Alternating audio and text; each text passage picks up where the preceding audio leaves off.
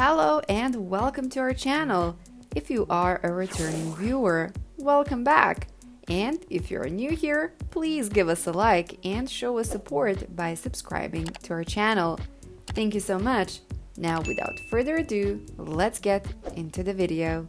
Jewish people are richer than most, and we want to understand why. Disclaimer, this isn't an anti-Semitic video, it's an educational one, and we hope you will learn something by the end. Throughout history, Jewish people have been perceived as being wealthy. So where did that rhetoric stem from? We know Jewish people, like all people, have their wealthy, middle class, and their lower income group. So today we are going to delve deep into this thought process. Number 1. Judaism and wealth. Judaism, the religion, doesn't consider wealth a sin, and it doesn't cast poverty as a sign of righteousness as other beliefs might.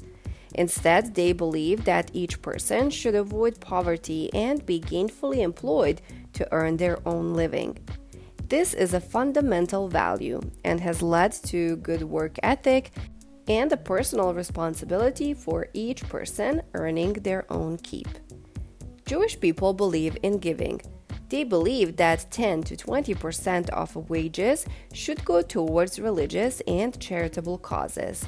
However, they don't believe in relying on charity to lift yourself up, and certainly not to become a burden on the community. Growing up with this kind of mindset makes for a solid foundation to see success as the only option. Number 2. European Jews couldn't own land. If you think that anti-Semitism was only popularized in World War II, think again. Jewish people have had a tough history, including not being able to own land in Europe from as far back as the medieval times. Where there is a will, there's a way. So, the Jewish people found alternative ways to build their wealth outside of property owning, one of them being merchants and traders, industries to this day where they still have a big footprint in most countries. This created a safety net for Jewish communities because where their services were needed, they were safe. Number 3. Religious opportunity was taken. To Christians in the Middle Ages, charging interest was a sin. This prevented them from holding any type of financial job, leaving the opportunities in the field open to the Jewish community who did not see lending in the same way. This is a big reason why Jewish people are richer today. Jewish people became prominent in money-lending business. The Jewish people's early success in this lucrative business was a forerunner for many of these stereotypes we hear today of Jewish people. Number 4. Opened the first banks. It was a hop and skip from money lending to opening the first banks in Europe for the Jewish community.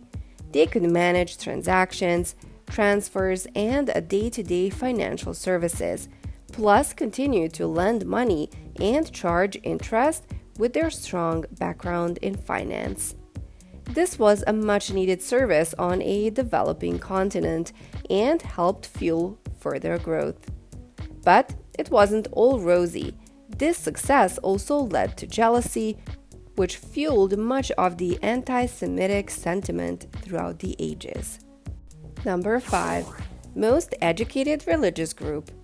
In 2016, the Pew Center released a study which listed Jewish people as the most educated religious groups in the world.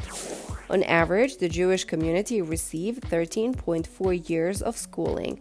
When it comes to post-secondary degrees, Jewish people hold 61% of the qualifications.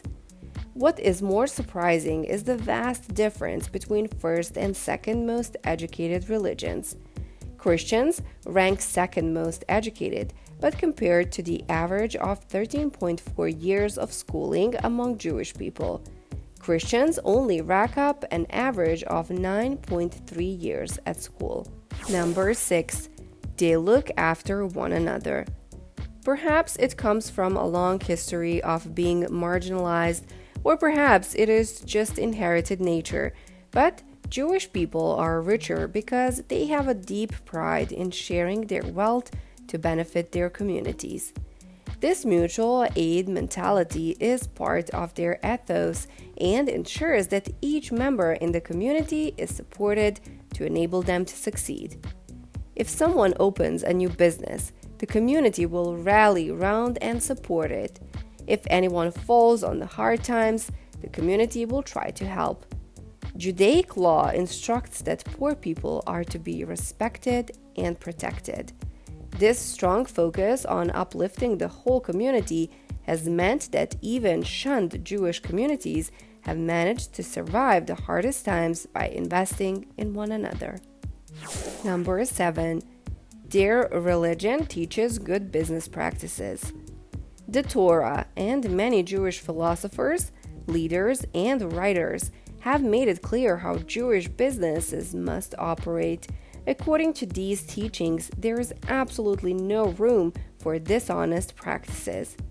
Any deception, collusion, or price fixing against the consumer is known as onah, which translated means oppression.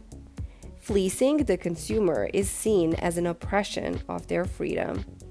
Knowing that you are going into business with someone who is inspired to good ethics by a high power makes Jewish business a very attractive business partner to many.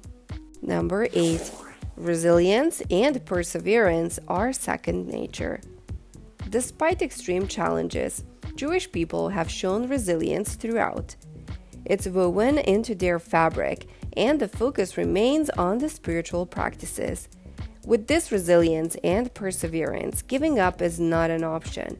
When things go wrong in business, which happens, there's no self-pity, but an attitude of shit happens. Let's figure out how to fix it. Number 9. Good financial education taught over generations.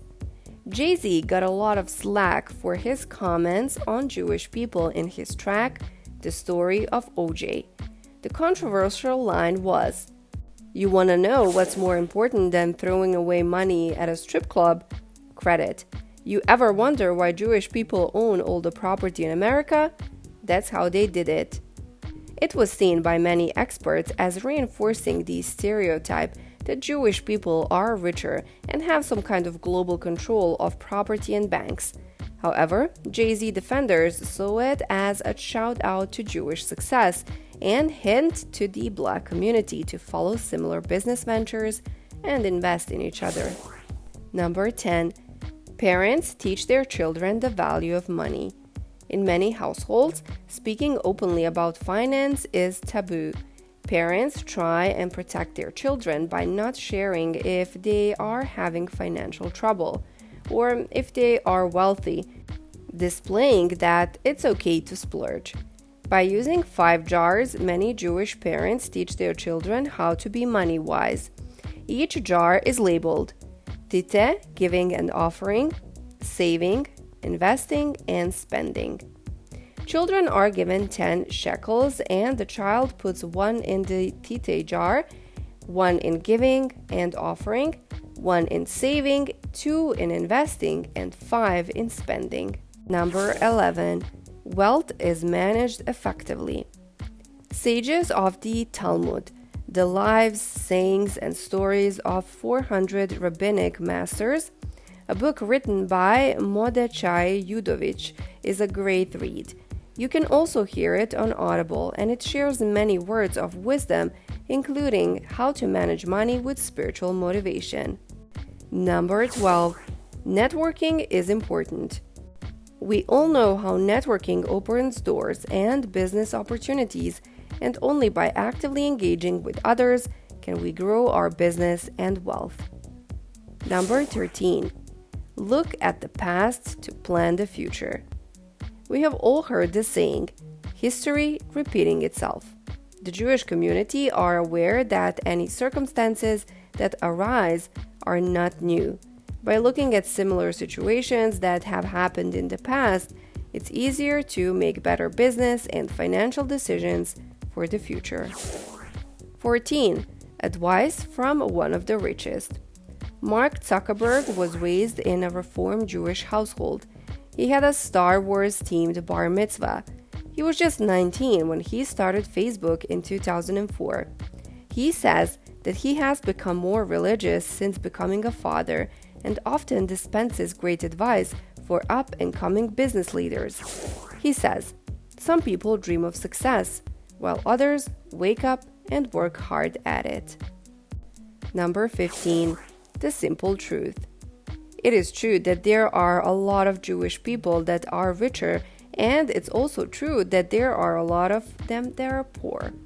The same goes for every other person, Jewish or not. The Torah does teach beautiful principles for success in life, which we can all learn from. Self-learning, education, and the hunger to learn will set you on the right path to become financially secure. That was today's video. Thank you so much for watching, and I hope you enjoyed it and that you learned something interesting. Comment down below what you liked the most about this video and suggest any topics that you would like to hear about in future videos. To show us support, please give us a like and subscribe to our channel, and I will see you in the next video.